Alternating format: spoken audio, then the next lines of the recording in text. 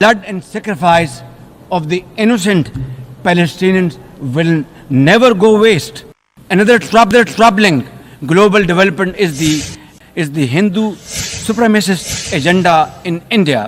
اور وہ بڑے جوش خطابت میں انہوں نے کئی دفعہ جو ہے وہ میز کو بجا کے اسلاموفوبیا کا ذکر کیا اور تقریر کے آخر میں جا کے اس کو ہندوتوا سے جوڑا، جو کہ مجھے بڑا اچھا لگا بحیثیت ایک سفارتکار کے۔ اس سے بہتر تقریر اور کیا ہو سکتی ہے؟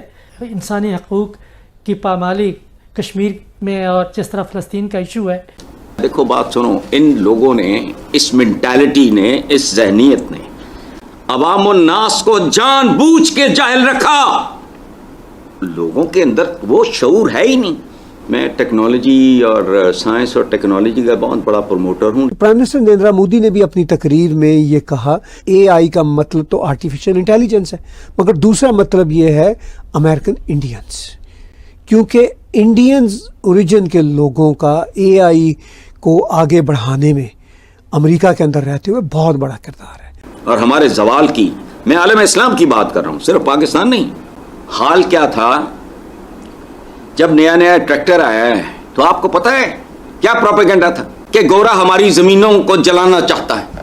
اوپر سے جہاز گزرتے تھے، بیویاں بھاگتی تھیں، بے پردگی کر رہے ہیں، ماچس سے کہ غالب پاگل ہو گیا۔ ایک طرف تو ہم دیکھ رہے ہیں کہ پاکستان میں اس طرح کے لوگوں کی کمی نہیں ہے۔ اسرائیلی وزیر اعظم کو کسی کا خوف نہیں، تمام عالمی مطالبات کو پاؤں تلے رون ڈالا۔ اسرائیلی وزیر اعظم نے صہیونی فوجیوں کو بیروت پر حملوں کا حکم اقوام متحدہ کی عمارت میں بیٹھ کر جاری کیا۔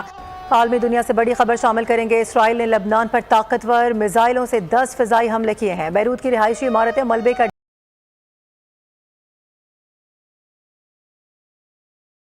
کیسے دیکھتے ہیں آپ؟ بہت شکریہ ذوق آپ کا۔ دیکھیے بڑے انہماک سے وہ تقریر سنی ہے اور وہ بڑے جوش خطابت میں انہوں نے کئی دفعہ جو ہے وہ میز کو بجا کے تو اپنی بات میں وزن پیدا کرنے کی کوشش کی۔ ٹھیک ہے، کچھ چیزیں جو کہ میں بحیثیت ایک سفارتکار کے میں نے دیکھیں وہ بھی آپ کے ساتھ شیئر کرنا چاہوں گا کہ غزہ پہ بات کی، کشمیر پہ بات کی، کلائمیٹ چینج کی بات کی، ڈیٹ ٹریپ کی بات کی، سی پیک 2 کا ذکر کیا، اور اس کے بعد یہ ہے کہ ٹیررزم سے جو دہشت گردی سے ہمیں مسائل پیش ہیں، 80,000 جو ہماری جانیں قربان ہوئیں، ان کا ذکر انہوں نے کیا۔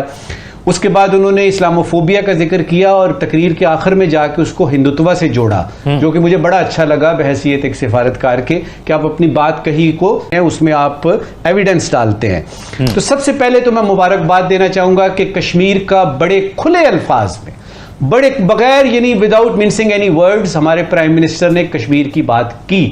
ٹھیک ہے۔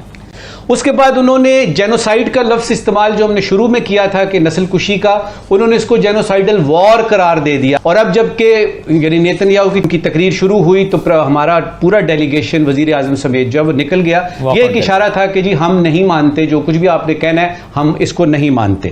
دیکھو بات سنو، ان لوگوں نے، اس مینٹالٹی نے، اس ذہنیت نے عوام الناس کو جان بوجھ کے جاہل رکھا۔ لوگوں کے اندر وہ شعور ہے ہی نہیں۔ ورنہ بات سنو، خدا کی قسم جو لوگ اس ملک پہ حکومتیں کر گئے وہ رہ سکتے تھے، چند ایکسیپشنز ہوں گی، باقی کون ہیں؟ میں ٹیکنالوجی اور سائنس اور ٹیکنالوجی کا بہت بڑا پروموٹر ہوں، لیکن میں خود جاہل ہوں۔ اس لیے میں سمجھتا ہوں کہ عالم اسلام کے زوال کی سب سے بڑی وجہ یہ ہے ہمارے ہاں اس پہ توجہ نہیں دی جاتی کہ کس طرح ہم ہر نئی ٹیکنالوجی، میں ٹیکنالوجی پور ہوں، میں نے اپنی جہالت کے اعتراف سے جواب شروع کیا ہے، ہم ریزسٹ کرتے ہیں۔ پتہ ہے کیا حال کیا تھا جب نیا ٹریکٹر آیا ہے تو آپ کو پتہ ہے کیا پروپیگنڈا تھا کہ گورا ہماری زمینوں کو جلانا چاہتا ہے۔ اوپر سے جہاز گزرتے تھے، بیویاں بھاگتی تھیں، بے پردگی کر رہے ہیں۔ یہ عجیب بات ہے، ریلوے کے لیے جب پٹڑیاں بچھائیں گوروں نے تو یہاں ماشاءاللہ یہاں افواہ کیا تھی کہ گورا یہ لوہے کی پٹڑیاں ڈال رہا ہے تاکہ ہمارا ملک گھسیٹ کے انگلینڈ کی طرف۔ یہ اوقات ہے ہماری بنیادی طور پہ۔ ماچس دیکھ کے غالب پاگل ہو گیا، ہینڈ پمپ دیکھ کے کہا اوے بمبا، یہ بمبا کہتے تھے اس کو۔ یہ اوقات ہے، بہت کچھ ہے کہنے کو۔ دیکھو اب بوتھا اٹھا کے لاؤڈ سپیکر بھی حلال ہو گیا، ٹریکٹر بھی چل رہے ہیں، کیمرے ہیں، تصویروں والے پاسپورٹ، ہوائی جہازوں کے مزے لیتے ہیں، تصویر حرام تھی، ایڈا گاٹا لے کے تصویر بنا لینا ہے جو وہ بغیر یو کانٹ ٹریول۔ یہ پریمیٹو تھنکنگ ہے اور مجھے دکھ ہے زندگی میں میرا ایک بڑا پچھتاوا ہے زندگی، مجھے اسکول ڈیز میں پتہ لگ جاتا اس کی اہمیت کا، تو میں نے باقی جو زندگی میں کیا ہے میں اپنا آپ وقف کر دیتا، میں کوئی سائنٹسٹ بنتا، ماتی ہے مجھے لیکن میں وقت گوا بیٹھا ہوں۔ اچھا، گلوبل پرسپیکٹو میں دیکھیں تو پچھلے سال یہ ٹرمپ کی کرپٹو کرنسی لانچ ہوئی، اس کا نام تھا میگا کا مطلب میک امریکہ گریٹ اگین، اس کی مارکیٹ کیپ $750 ملین ٹچ کر گئی تھی۔ تو انکریج کرو اپنے یوتھ کو، حکمرانوں نے کچھ نہیں کرنا، ہم میں دم ہے نہیں، ہم غلام اپنے غلام ہیں۔ یہاں ڈبل سواری پہ پابندی، یہ فلانے پہ پابندی، چونکہ اندر دماغ نہیں ہے، حل سادہ ہے۔ یہ ٹوٹل کہانی ہے۔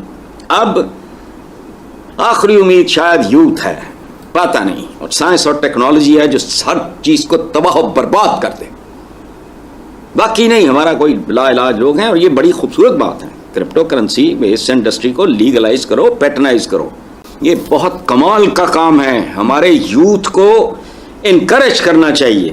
آپ کو شاید علم نہیں ہے کہ انڈین سپریم کورٹ نے 2020 میں کرپٹو کرنسی کو ایز این انڈسٹری لیگل قرار دیا، اس کو بڑھاوا دو، اس کو انکریج کرو، لیکن نہیں، ان کے اپنے ایجنڈے نہیں ختم ہوتے ہیں، اور یہ چاہتے بھی نہیں کہ لوگ خوشحال ہوں اور تعلیم یافتہ ہوں۔